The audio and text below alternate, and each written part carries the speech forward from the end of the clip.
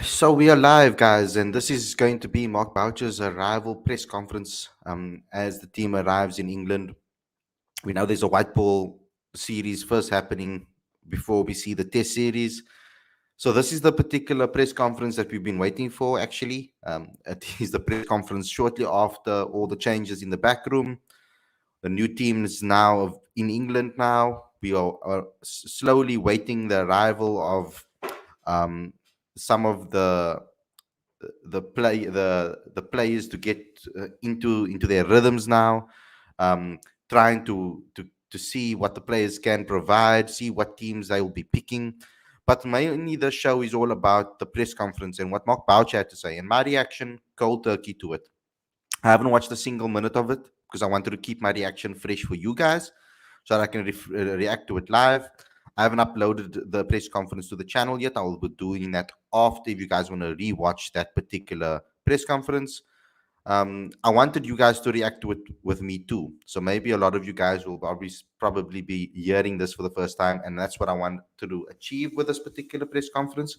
So let's get into it. But before we get going, before we get started, please subscribe to the channel. Please click that notification bell for all future videos.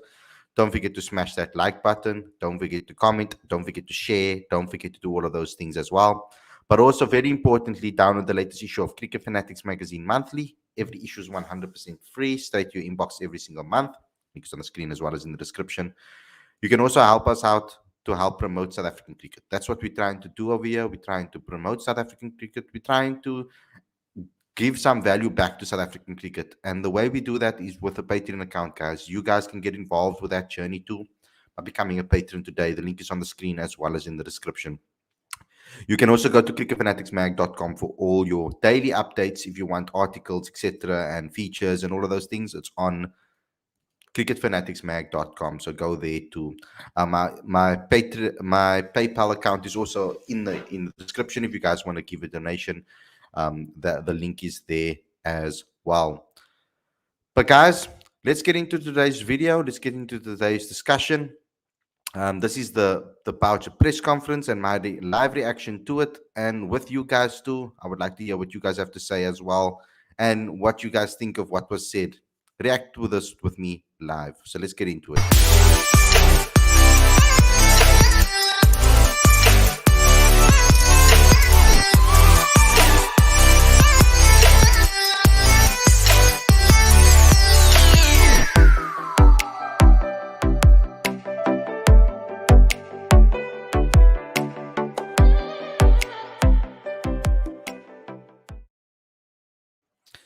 A very good evening and welcome to Cricket Fanatics Magazine. This is your daily show. I'm your host, Khalid.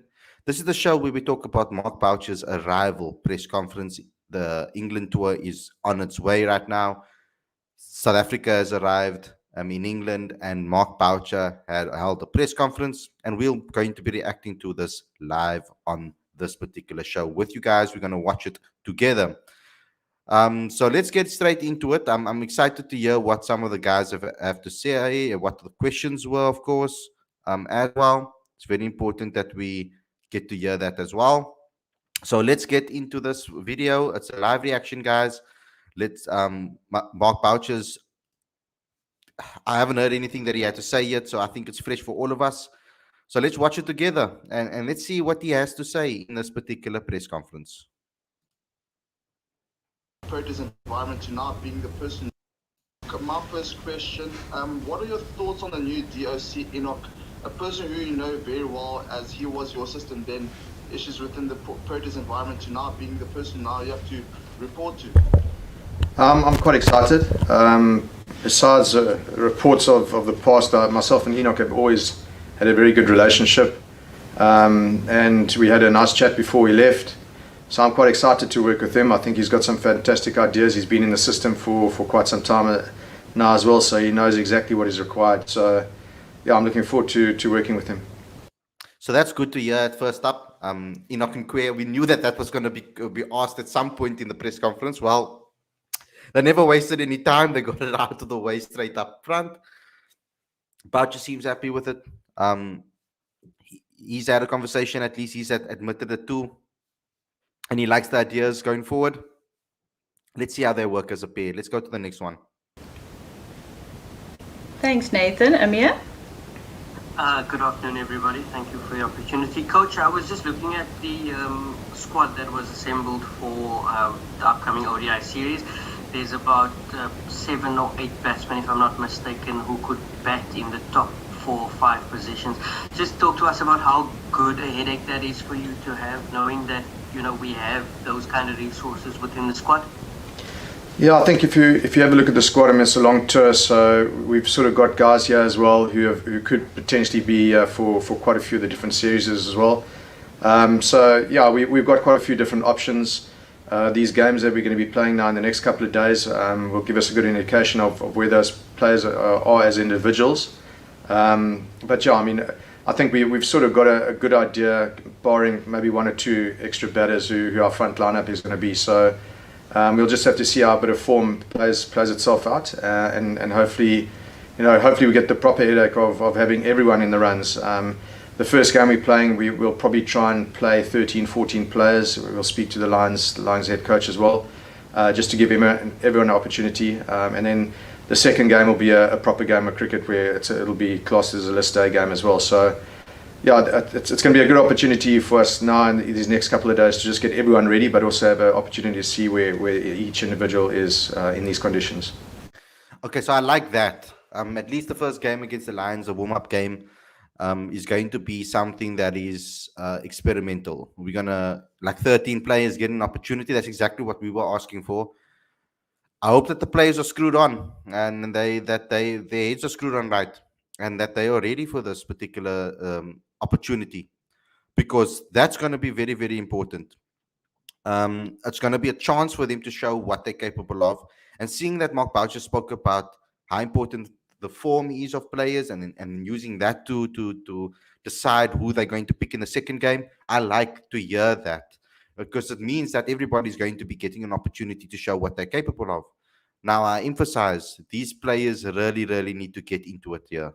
They really, really, really need to get into things by showing what they're capable of, and showing what their talents are. This is their chance. I don't want to see too many chances wasted. The new guys that get opportunities need to not, but on the same time, they don't need to put too much pressure on themselves, but they also need to be focused, ultra focused on an opportunity to maybe show what they're capable of, so that they can get a chance in the next obviously in the next game, which is after that. So let's continue. Thank you very much. Thanks. We'll go to here, then Craig. Nathan, we'll take your follow-up in the second round. Hi Mark, I know you guys are obviously without your captain, but England have also gone. They don't have Owen Morgan any longer. How do you think they need to adapt to a new captain in Josh, or will they just keep going how they always go? And also, what's the challenge like to win South Africa's first white ball series in England, post the ever actually? Yeah, look, I think the England side is a well-drilled side, so they have their style of play that they play. I don't see any major changes coming into their dressing room. Josh taking over, I'm sure he's going to go with what's been successful for them. And Morgan was a very good captain. They speak very highly of him here in England, and for good reason as well. So I don't see too many changes. He might bring in 1 or 2 of his own personal preferences into that environment. But we can only prepare for what we've seen in the recent past. So I don't see too many changes there. Sorry, the second part to the question? I said South Africa have never won a limited overs white ball series in England. Just what are the challenges like? You've obviously played there before. What are the challenges? Yeah, look, I think obviously that is something that we all know about. It is quite tough coming to England, and usually your one-day series are played at the beginning of the tour. So that also takes a bit of time to get used to the conditions.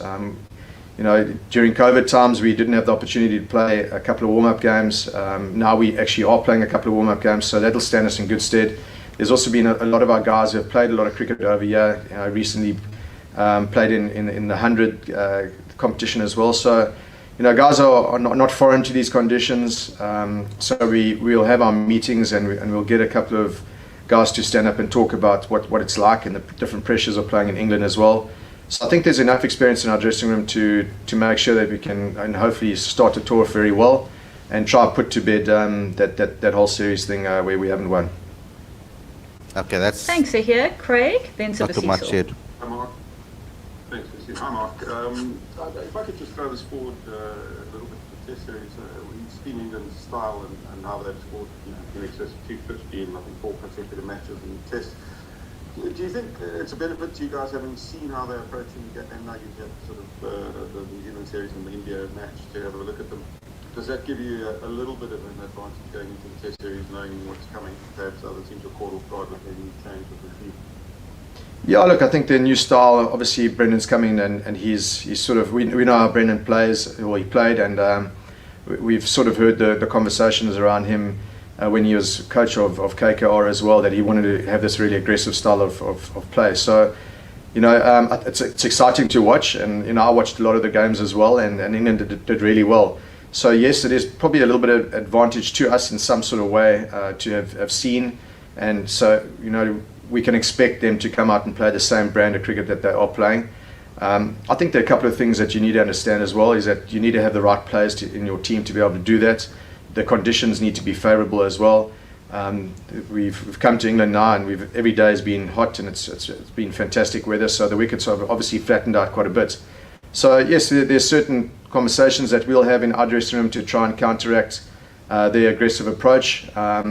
We always speak about having a bit of aggression, but being smart as well. So I think that's where our smartness is going to have to come into the equation as well. So a lot of conversations to happen before, especially going to red ball cricket. I think we understand that they've been playing like that in white ball cricket for quite some time, but there is a bit of time still to go to sum up the conditions and see if maybe the wickets get even flatter and maybe a bit drier as well, that can bring spin into the equation.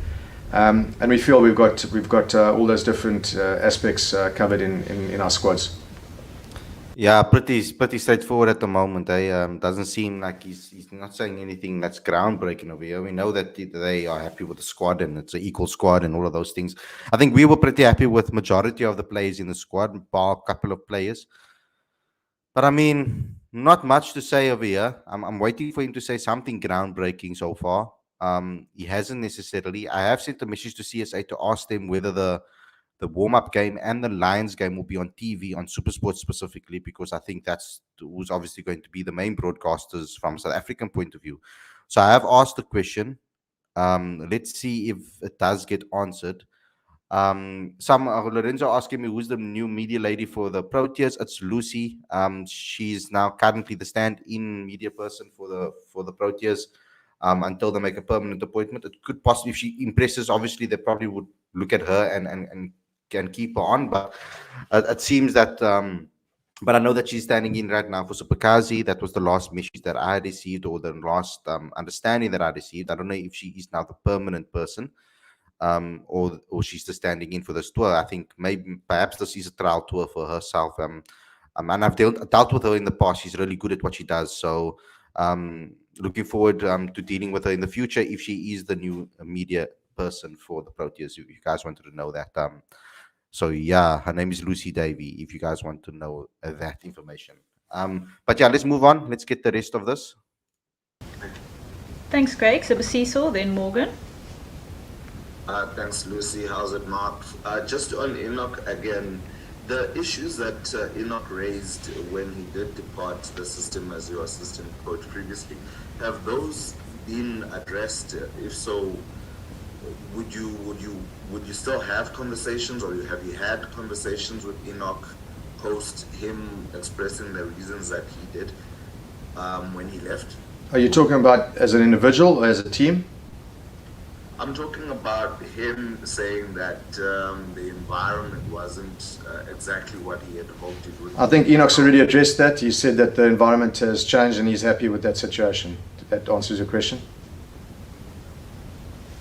And have you had conversations together about that? Yes, I've just said that I did have a conversation before we left to go to England. He doesn't want to Thanks, answer questions Sibusiso. We'll move on about to Enoch. Morgan and then Ken. Oh Lord. Thanks, Susie. Hi, Mark.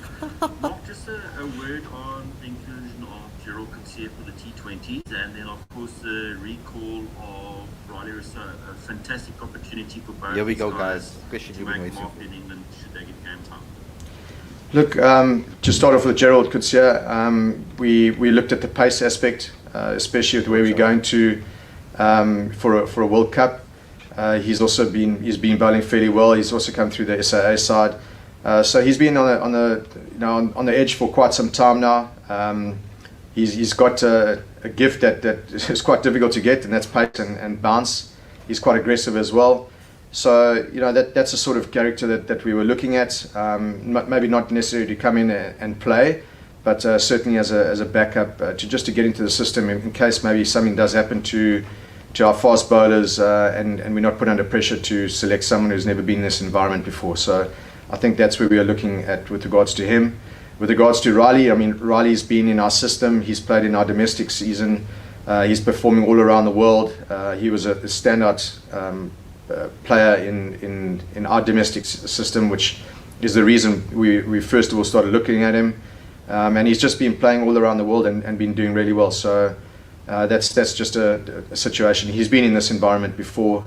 It's about getting him back in and using his skill set as well. Great, thanks. We are going to start taking final rounds of questions. Ken, you're up. Thanks, Lucy. Hi, Mark. So, guys, just a quick update. Tomorrow's game will be live streamed via Somerset's website. So, if you guys want to watch the warm-up game, that's where it will be. And the rest of the details will be received tomorrow about the rest of the games. And yeah, so I'll keep you up to date with it as soon as I find out about it. So let's continue with that. Oh, Lorenzo asking, how did any inspirations of doing something similar for the Proteas? You mean like a media role? I had an opportunity a couple of years ago to apply at least.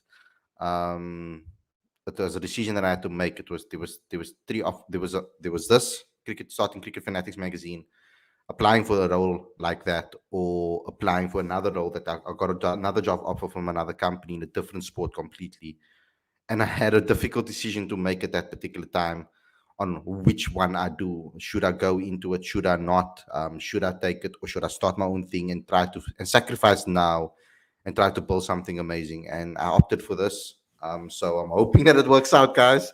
I took a gamble. If all else fails, maybe in the future, maybe if the future, if this doesn't work out, guys, then maybe in the future I will think about applying for something like that. But right now I don't have any aspirations to do so. I want to be building my own relationships, my own platform, and have my own voice and build my own relationships with the Proteas players. And as this channel grows, guys, the type of content that we will be producing with South African cricketers, it's going to be second to none. So please get involved with the Patron account and etc. and make this actually feasible for me to continue doing what I'm doing, because otherwise I'm going to end up having to actually do a job, because I'm at the moment it's just myself, putting in all the work to do this. So let's continue. Let's hope that this particular decision has paid off so far, Lorenzo. Let's move on. Let's listen to what Mark Boucher has to say in the next question. First of all, just if you could talk a little bit about the absence of Temba Bavuma, your captain, obviously, and important at the top of the order there, and what that means to your players and to the team. And then just ODIs are probably the one format which has lagged a bit in the last couple of years, guys. Are you looking to change the plan, or is it a matter of getting the right players to fit the plan? Okay, first of all, Temba, yes, he's a massive loss for us, not only as a player but as a captain as well. What he brings to the side is immense. So, I'm hoping that he can get over his injury as soon as possible and get back into the environment. We've had a larger group of players for quite some time now, and we have got guys that will obviously come into his position, and they won't feel out of sorts because they've been in the environment and in the squad for quite some time. So we do have our backup plans for that as well. With regards to, sorry, your second question, there were quite a few questions there, Ken. just to Mark. The ODI has been the one format which has maybe lagged a bit behind the other two in terms of results. And I just want to know, are you going to change the plan, or is it a matter of getting the right players to execute the plan? No, I think we got the right players. I think there's been maybe a little bit of lack of form and continuity with regards to certain series as well, where we've lost players maybe to IPL. It's happened three times while I've been here. You get to 1-1 in a series. It happened against Pakistan, it happened against Bangladesh. So I think we just need to, obviously understand that there is a World Cup looming, and we need to have some sort of continuity with regards to our selection and also the players being available for selection as well. I think our plans are good, and if we can just settle on that, then I do think that the results will naturally come. Great. We're going to take the last three questions now, Zahir, Ungama, and then we'll end up with Nathan. Hey, Ungama. Well done. I had a few chats with Aiden just to check in how he's doing. He obviously left the IPL early and he was sick in India. Just how's he coping and is he looking forward to just getting back into international cricket? Yeah, very much so. Aiden has been, a successful Aiden Markram is good for the Proteas as a setup. He's played a lot of cricket, so I think everything happens for a reason. Obviously, he didn't play in India and came home, so he had a good bit of time to go back and just reflect on what's been a long season. So yes, I've had a chat to him. He's worked on a couple of things in his game, so I've got no doubt that he's itching to get out there and to try and score some runs for the Proteas. Yeah, well, obviously. Thanks, Zahir, Ungama, and then Nathan. Hi, Mark. Just to go back to the England test approach, which is aggressive. Do you think it's a replicable approach in terms of other test teams? Is it something that we're going to see other test teams adopt? And what are some of the strategies that you guys are going to look to employ to sort of counter this England new approach? Thanks. So that's Ungama, guys, our very own Ungama, who writes for us on Cricket Fanatics magazine. He's been with us since the beginning, as one of our main writers. So I'm happy he went to the press conference and actually asked got a question in at least. Good question as well, I think. Let's see what Mark's answer will be. Well, I'm not going to tell you any of the strategies because that'd just be stupid of me. But I think it probably is the way that the red ball cricket is going. If you have a look at the introduction of T20 cricket, the run rates have increased in red ball cricket. So I think it's a little bit of both. There's going to be times where, as I said, the conditions don't allow you to play that way. But certainly, if the conditions allow you to play that way, and the bowler's under pressure, I'm sure that you're going to see better batting lineups try and put bowlers under pressure. And I think the conditions have allowed for England to play that way.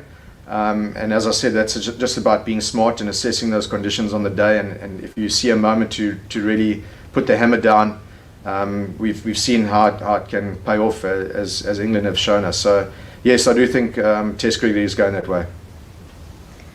Great. We'll take Nathan, and then that'll conclude. Wait, before we get to Nathan again, that is some excellent points that were made over there, because at least I'm sure the Bailey brothers will be happy with that answer. That he's acknowledging that that's what Test cricket is creating. I mean, he's going towards, and a lot of people are going to be adopting that approach of an aggressive style within Test cricket. But I'm also very glad that he's mentioned that, because it's something that I've been. There's a part that he mentioned with regards to playing conditions and summing up conditions and assessing conditions. When they speak about smart aggressive cricket, and this is to answer Chatil's comment in the live chat, it was always something that I asked, and it's always something that I've had a conversation with Mark actually off camera after his first ever press conference at Newlands. I spoke to him off camera about it, and I asked him what that word smart is really about. I told him I didn't really want to look like an idiot by asking it in a press conference, because I don't want to seem like I didn't understand what it meant. But it was when I did make a quick glance, not a lot of people actually understood it either. So when I did ask Mark, and we did speak about it, and I've spoken to Enoch about it as well, to be fair, and a lot of them have spoken, and and even Shukri Conrad in an interview on this particular channel, smart is about assessing conditions and adapting your game according to what is available. Like Mark said right now, and I agree with him 100%, aggressive brand of cricket is a nice base to play with, and it's a nice, how could I say, it's a nice basic mode to have. But if the conditions don't allow you to play that way, you can't force an aggressive approach. That would be stupid cricket. So smart cricket would be go with an aggressive mindset. If the conditions are not allowing that to happen, then what happens next is you have to adapt accordingly. If the conditions are not allowing you to be able to hit over the top, then obviously you're going to have to keep the ball on the ground, find those gaps. If there's not a lot of runs, if they put a lot of people on the boundaries and it's difficult to hit boundaries, then hit twos, hit threes, hit singles to rotate the strike and keep that runs ticking over. So the smart aspect is majority of the time I feel is got to do with assessing conditions specifically. I think that's what it mainly is about. Let's move on and let's see what the last question was to Mark Boucher. The press conference today. Thank you again, Lucy. What will you be looking to achieve in the warm-up matches in the lead-up to the first ODI? Will you be giving everyone a go? Early in the press, you did kind of indicate you wanted to test the players where they are at this current moment, especially guys like Petlupaya Zondo or even Lazard Williams, who haven't featured much. Do you perhaps have plans for them? Well, there are 17 players, so as much as we can, we'll try to give everyone a go. Unfortunately, it's 2 games of cricket. As I said in the first game, we've opted for a game where we can try and get all of our batters to bat and then all of our bowlers to bowl. So we don't know how the game's going to plan out. We're having training and practices around these 2 games now as well, where we'll try to accommodate everyone. It is quite difficult when you've got 17 guys to look after. The second game will be a List A game, so it's basically the 11 that you choose, and I'd like to think that it's going to be close to what we are looking to play in the first game. This is not new to us, where we've had big squads of even 19. I think the communication is key, and the players need to understand that out of 19 or 17 players, only 11 can go onto the park, and in the short period of time that we got before the first one-day international, we need to look after those 11 players as we get closer towards the starting game. So we'll see what we can do to try and accommodate everyone. The conversations will be had, and hopefully everyone gets an opportunity to put their case forward. Thanks, Mark. Cool. Great, thanks Nathan, and thanks everyone for joining us today for today's arrival press conference featuring Boucher. We'll look forward to seeing you in the next. Yeah, okay, that's it. That's the end of that. Let's remove him from there. I don't want to see him anymore. Let's get back to that. Okay, cool, guys. Let's start discussing everything. So, majority of it was diplomatic, boring, but the end over there was good. I like what he had to say about that. I like that the warm-up game is going to give an opportunity for maybe 13 players to actually bat or get their whole squad to all the batters to bat, which is nice. I would like to see that in this particular team. I honestly believe that with regards to the Enoch and Mark Boucher situation, I like that Mark spoke about it and he was very clear, and you could say to an extent he was kind of it's not cold, but straightforward and to the point when it came to his answers about Enoch. He didn't want to really venture into that. He's hoping for a good relationship with the DOC, and I think that's what they'll get. From what I know of Enoch and the relationship that I've with Enoch in the past, and maybe that's just because I know him for quite some time now, and I've had a lot of communications with him in the past, and a lot of conversations. He's been probably one of the most open coaches with regards to conversations with me and talking with me and giving me insight into different things and thinking processes of cricket, etc. He's actually taught me quite a bit about how the Lions think and their philosophy, etc. He's taught me a hell of a lot about that aspect of the game. So he's probably been one of the coaches that I've probably have a good relationship with because of that in the past. So maybe it's because I know him a little bit better. But Enoch's the type of person that he's honest, he's open, and he says it like it is when the opportunity arises. And I think he's also very fair.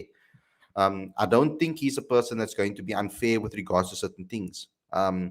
And with the conversation that the two have had, if they can keep things civil between the two of them, I think it can be a match made in heaven currently, because it's honestly, like I've said it in the past, you've got, it's like having two of the best coaches in your country being in heavy roles within a setup. So like it's like having a Klopp and a Pep Guardiola together. I'm not saying that they're on that level yet, because they have to obviously win trophies and get things to their names. But it's like a dream combination, because it is two of the most successful coaches in South African cricket in the last couple of years. I mean, obviously they've been coaching with the Proteas for the last 2-3 years, so they haven't necessarily been domestic cricket. But at the time, I mean, they won everything in the game, both of them. So I mean, Mark hasn't won an MSL tournament, although Enoch has. That there is a differentiation over there. But I think that if they can come together, the ideologies, and they can be clear about it, and the plan is clear for the two of them, I think South Africa is in very, very good hands. I think South African cricket is in very good hands. I think Enoch's understanding and putting systems in place and putting structures in place is very good. And let's see if we can do it at a national level, though. It's a different story trying to find a pipeline for the national team. I was at Craven Week. I went 2 times. I went to Craven Week. I went to watch Western Province play against KZN, I think it was. I watched the Western Province B and I watched the Western Province A team on the same day. And then I went again to the final day, watching the Western Province team take on the Bulls. And I also watched KZN versus Southwestern Districts. And I was just looking around the teams and the squads, and they are just getting it right in rugby. With regards to the amount of players of color available, to the understanding of team ideologies with regards to the way we're playing rugby, the mentalities within the team, the brand of rugby is clear to see. There's amazing bench depth in every single team, and it's almost like they've found a perfect pipeline, so that when the next youngsters that were future stars come through and make it into the POC team, they've already have their eyes on the next generation that's coming through. So I really, really enjoyed that, and being able to see that the talent that is coming through is unbelievable. And I'm hoping that cricket can mimic that. And at some point, I thought that we were on that track. When I went to the Kamajola weeks, I felt that it was that structured. The amount of talent that was coming through. But then when I saw how much of those talent and top stars fell away and never got opportunities, or maybe are playing Division 2 and not playing Division 1, or never got a contract, etc., it made me a little bit doubt the powers of this system. But I think that this Division 2, Division 1 team causes a lot of problems not a lot of problems, sorry, a lot of solutions with that, I think, because it's going to create a lot of competition for players in the bottom tier, top tier. I'm just hoping that we can improve a club system, because for cricket, I think we need a club system, and a healthy club system at that, competitive club system that is financially also viable for players to join club teams. I think that needs to change. And perhaps we then need to have a different league for everyday cricketers that just want to play on the weekend and have some fun, because at the moment, I feel that a lot of the times the club cricket players at the moment that are playing in majority of teams, they are guys that work in the week and then play on the weekend. So it's not necessarily professional cricketers always, or guys that are filtered down from the Western Province team or whatever the case may be, who haven't made the Western Province squads. So I'm hoping that we can improve that. It's interesting to be able to see.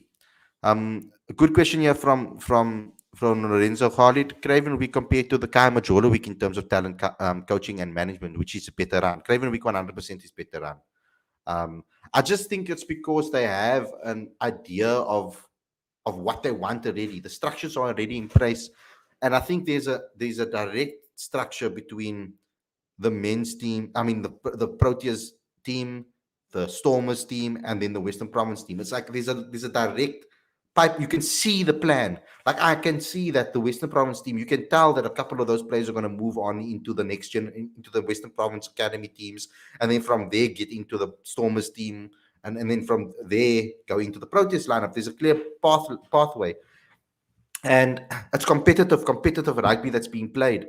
The way Craven Week is run is a bit different though to Kai Majolo Week. I feel that there's Kai Majolo. I mean, the amount of players that you have available to pick for Craven Week team, it's ridiculous. You'll normally see a lot of schools, a certain amount of schools dominate with regards to getting selected in certain teams, and that's natural. But I think it's because of the school system, how strong our school rugby is. Our school rugby is so competitive that it improves the Western Province schools weeks. Whereas in Gai Majolo weeks, I feel that only the majority of the top schools dominate these weeks. And for me personally, there's a lot of talent that gets wasted or doesn't get an opportunity to get seen. Now, I don't know what they do with the SA schools team. To be honest, at least after Kaimajolo week, there's a game between the Colts and the SA schools team that you get to see the best of the tournament play against each other. I never got a chance to see that. I don't know if they did that for Craven Week. I know that there was a SA schools team announced, and they'll probably go on a tour. But I just think that the structure, the pipeline is a lot better structured currently. But don't, if you go to a Kai Majolo week, guys, you'll be very impressed too. I think I'm not knocking the strategy over there. I think the problem is not the Kai Majolo week, because I think that the Kai Majolo week does definitely reveal a lot of talent. I've seen many players. Kai Majolo week is the reason why I have a relationship with a lot of the players that I have built with a lot of the guys, the younger guys that I've grown to know and got to know, and my knowledge with regards to the youngsters coming through is a lot to do with me going to Kai Majolo weeks. What I did like about Kai Majolo week is that it's free entry. Craven week was 40 rand a day. So, and also they had this stupid little card that you had to buy. If you want to buy anything, you have to add money to it, like a credit, and then you buy with this little card.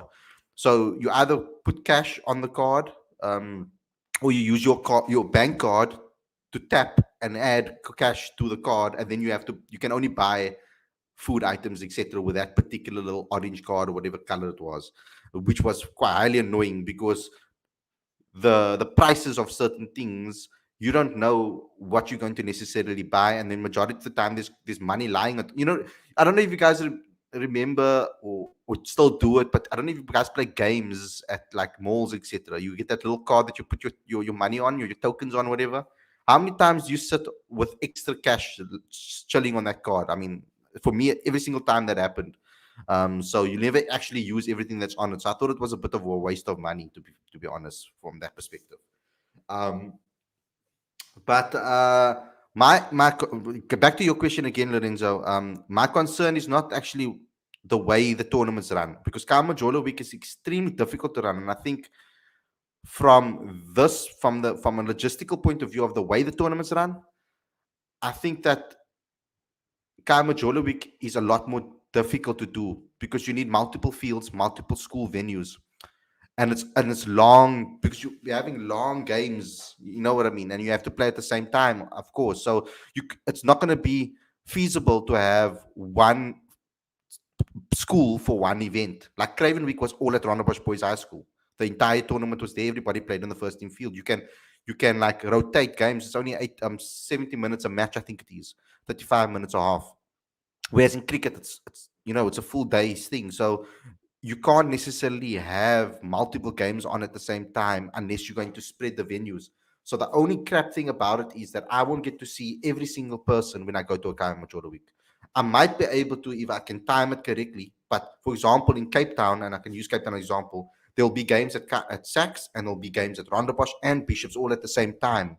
So if you want to catch every single team, you can't. Whereas at the Craven Week, you can. If you sit there one day, if you go day 1, 2, 3, 4, you'll see every single team play. So that's the lucky thing about it. With regards to Craven Week, from that perspective, it's much harder to obviously organize a competition like that. A little bit of news that broke earlier that I never mentioned. I think I saw a comment from Lorenzo earlier on. South Africa's number 1 on the test rankings. So That's interesting to see that. Australia lost, and so South Africa's above them. 5 wins, 2 losses. So for South Africa, 60 points. But the PCT um, percentage is 71%, just above Australia, who's 70. So South Africa doing extremely well. England's 7th. So I hope that we bloody beat this team. I hope that happens because we need to play good cricket against them. So yeah, that's a little bit of insight from there. There's another thing that I would like to say as well. Maybe read this quotes out to you. It was from Morne Morkel earlier on. I saw a story about Morne Morkel talking about Faf. Now, where is this bloody thing? I bookmarked it and now it's gone. Sometimes I wonder what I do. See if I can find it again.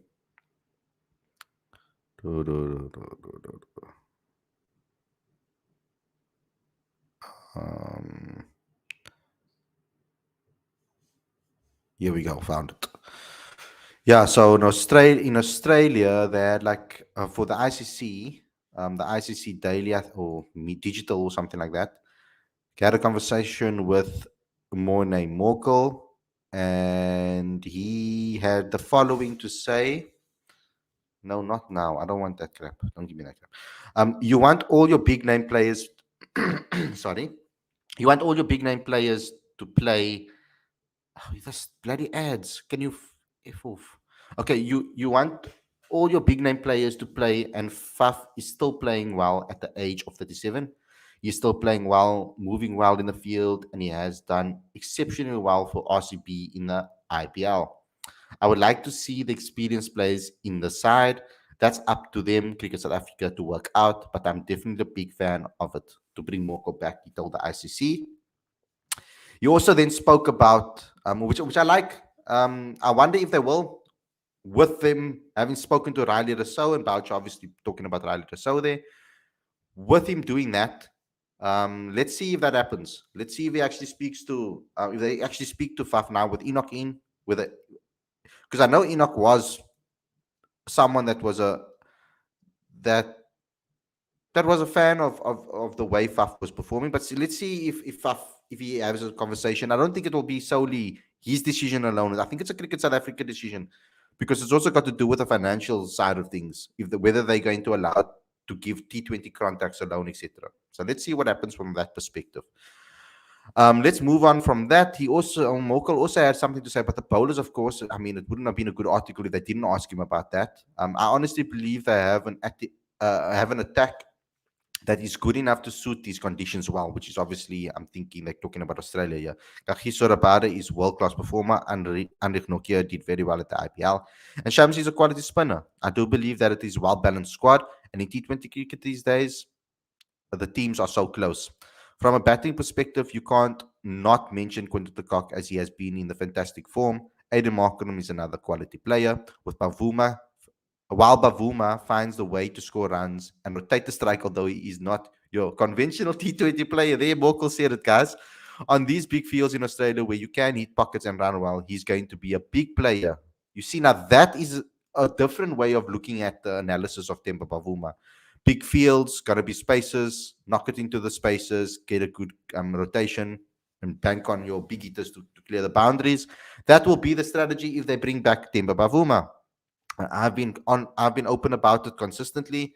I've said it on many occasions that if Temba Bavuma is injured, I think it will disrupt the team if they bring him back into the squad without like discussing this with the team, the environment first, and making sure that it's the right thing for the team environment, etc. So let's see what they do with Temba Bavuma, if he recovers in time, if he's still trying to push for fitness with a World Cup on the doorstep. I think then he needs to do the right thing and step away. If he can recover in time and get himself fit and available before the warm-up games, etc., for the World Cup, then I think then we can start talking. I would have hoped that he could get himself fit for some of the games in this series, but unfortunately, that's not going to happen. But it does make it tricky now to decide what you're going to do with him. Let's get into some of the comment section and see what you guys have to say. Khalid, isn't it maybe because rugby unions have more teams? Example, in Cape Town, we have the Western Province Currie Cup team, the Stormers franchise, Western Province under 21s, and Western Province under 20s. We don't see that with the cricket. Yeah, we don't see that with the cricket, and that's a problem. That's why I said that the clubs need to step up their games and find ways on how they can monetize it and give contracts to players so that there's an extra incentive for people to continue playing cricket. Because if you don't make it in a Division 2 team, then what happens to you? You go into academy team, and if you don't have a contract, gone. You don't make money. You have to go get a job and be like Donovan Ferreira and hope that you get an opportunity to get a full-time contract. But I mean, you're going to have to work and play, and it's very difficult to be able to fully focus on and become a star in a sport if you are focusing on too many things at once. You should be have a sole focus on cricket alone, and that should be the mentality. So I'm hoping that clubs can find ways to monetize club cricket, start giving contracts out for their first team players, so that at least there are options for our players once they don't make the Division 1 team. And for players coming out of school that are extremely talented, it gives them opportunity to make money straight away. So they know, okay, I've got a clear path. There's a career path here for me. For rugby players at school level, I remember when I was in matric already, grade 11 already, I remember there was players that were already getting contact offers from top franchises like the Bulls and Cheetahs and Sharks, etc., getting contract offers when they were already in grade 11 almost and matric. So they were still in school when they were already offered contracts after school. So it just shows that there's just it's a different level with regards to the way we focus on rugby and the opportunities that rugby gives our people to play the sport. Lucy's doing a great job so far. She is a very good media person. She was the media person for the Titans for years. Did an excellent job there. She was brilliant there.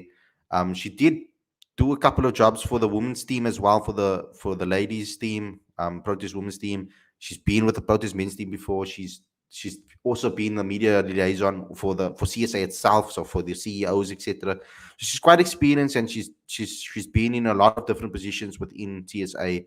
And she's been really good at the Titans as well. So I back her. And obviously for the Spartans, she was excellent as a media person for the Spartans. I must say, for the MSL, she was brilliant. So she's a very experienced media person, and I think she can do a really good job. Others hope that they don't put too much pressure on her, because they tend to put a lot of pressure on her. As from looking from the outside looking in, they put a lot of pressure on her at the beginning of her career. Threw her under the bus immediately with regards to being the media person first time in CSA, and she had to be a media person for CSA, the CEOs, and Jacques Ford and all of them. They were under the pump. It was hectic. So I'm sure she's clearly survived that, and she's still within the system. So I think good luck to her, and I hope she does a great job. Obviously, very big shoes to fill. So Pikazi was brilliant, and Lerato before that was also brilliant. So yeah, big shoes to fill. SA Australia will decide final slot. Faf doesn't play domestically in SA. That's the issue. CSA protocol also states that. Yeah, I know, but there was discussions about maybe creating a T20 type contract specifically for T20 players only. I think that's something that South Africa probably will have to do, because a lot more players are going overseas to play. And I don't think we as a nation have the privilege to be able to send our players away and say, we don't need you. I think we need all the talent that we can get.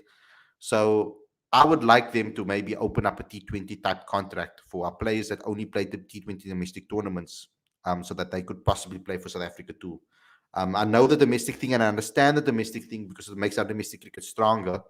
I obviously would love to see Faf to proceed to play domestic cricket. It will strengthen our domestic cricket ridiculously, and players will learn so much from him. But unfortunately, that's not the case. So if that's not going to happen, if our players are all the players, or the players that have not played domestic cricket in South Africa, and they only play domestic leagues, I would like to maybe see them build a special like T20 contract type vibe for these players, and it would be a good idea, I think, going forward, and make it feasible enough that it doesn't cripple Cricket South Africa too. And I hope that the players will also be understanding about that as well. But Vuma should cash in the first 6 overs like Amla used to do. Job done. Exactly. I was hoping that he'll do something. Any news from the FTP for SA for the next cycle? No news right now.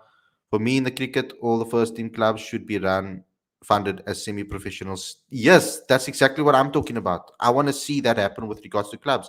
There's second teams, third teams that the other players can play. You know, the guys that are just going to play Saturdays as a time off away from their wives or time off for work. You can go play some cricket on the weekend. Then you can play second division. You can play third division, fourth, like create a separate league or something for that, or create a separate team for that. You don't have to play first team cricket to have fun and to do what you need. I think maybe I'm talking out of turn. Yeah, I haven't played club cricket ever in my life, so I don't know what I'm saying. But I'm sure Lorenzo and them, you guys will know. I know you guys play club cricket. So yeah, I would like to see them run the first 11s for club cricket like semi-professional teams. That will be a great way to look at it. I've dealt with everything so far, I think. Obviously, the women are playing against England currently. Oh, they done already. I didn't check the result. Let me check. I know you guys will probably say it in the comment section before I search it. You know, you guys are all quicker than me. Yeah, England won by 105 runs. We got slaughtered. I didn't watch the game. I was really busy with other things. Oh shit. I'm lying. 218 all out South Africa, and England 125 for 2. They look on course. They need 94 runs to win from 30.5 overs. So it looks like they've got it in the bag, England. It was a very dominant display with the ball. We never really played that well with the bat. Laura Wolfart, unfortunately, always. You see, the Proteas women team at the moment, I'm getting a little bit concerned. I'm getting concerned that we are relying on players rather than a team coherency. Like we rely on Marazan Cup and Wolfart a hell of a lot to win us games, Shabnam Ishmael as well. And if they don't come off, the majority of the time we don't win games. So I'm hoping that the rest of the people come to the party. I mean, I'm a big fan of Andri Steyn, and I think she could be a very good partner for Laura Wolfart. I mean, they batted for years in Western Province as well when Laura wasn't available for South Africa. So I'm hoping that South Africa obviously find a synergy at the top, and I think that will be a really good synergy. But then they have to adapt their games. They're gonna because Andri Steyn is not the type of player that smacks the ball necessarily like Lazar Lee used to.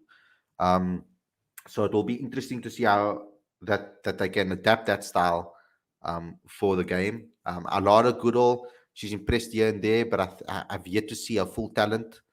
Sune Loose, we know what she's capable of, but Marazan Cup as well, we know. But Chloe Tryon today with her 88, that's what we've been waiting for from her part.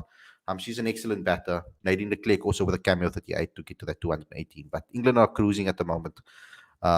So yeah, it doesn't look like it's going really, really well over there, I feel. After 20 overs, I mean 127, you need 92 runs. Probably will get it in the bag over there. But guys, thanks a lot for tuning in. I hope you enjoyed this episode. Don't forget to subscribe, click that notification bell for all future videos. I hope that all our Muslim subscribers enjoyed their Eid yesterday or the day before on Friday, whatever day you celebrated. I mean, on Saturday or Sunday, whatever day you celebrated. But Eid Mubarak to all of you people. And I hope you're having an excellent week. Don't forget to subscribe to Cricket Fanatics Magazine monthly. As well, the monthly magazine, it's a digital magazine straight to your inbox every single month. Link is on the screen in the description. Very good for your mobile, tablets, laptop, adaptable, or platform. So go ahead and get that. Please smash the like button. Please comment and share. Become a patron today to help us promote South African cricket. And you can also have your chance to have your say. And you guys really want to see South African cricket grow, then get involved with us. We're going to be doing a lot of things in the future to help South African cricket grow and get better and get more promotion, etc., etc., etc. So that's what we want to do. If you want to be a part of that, become a patron today. We also have a PayPal account link in the chat if you're going to want to give any donations to myself as well. And go to cricketfanaticsmag.com for all your updates. Thanks a lot for tuning in, everybody. I hope you guys enjoyed this episode. Wasn't necessarily as much controversial things said by Boucher. A lot of that was plain and simple. But I hope you guys enjoyed this episode. I will try to upload the presser to the channel right now if you guys want to rewatch it. And I'll see you guys again tomorrow with another daily show. It will probably be a discussion about the warm-up game and what we saw over there. So I'll see you guys again very, very soon. Take care, everybody. Enjoy the rest of the evening. And yeah, speak to you soon. Cheers.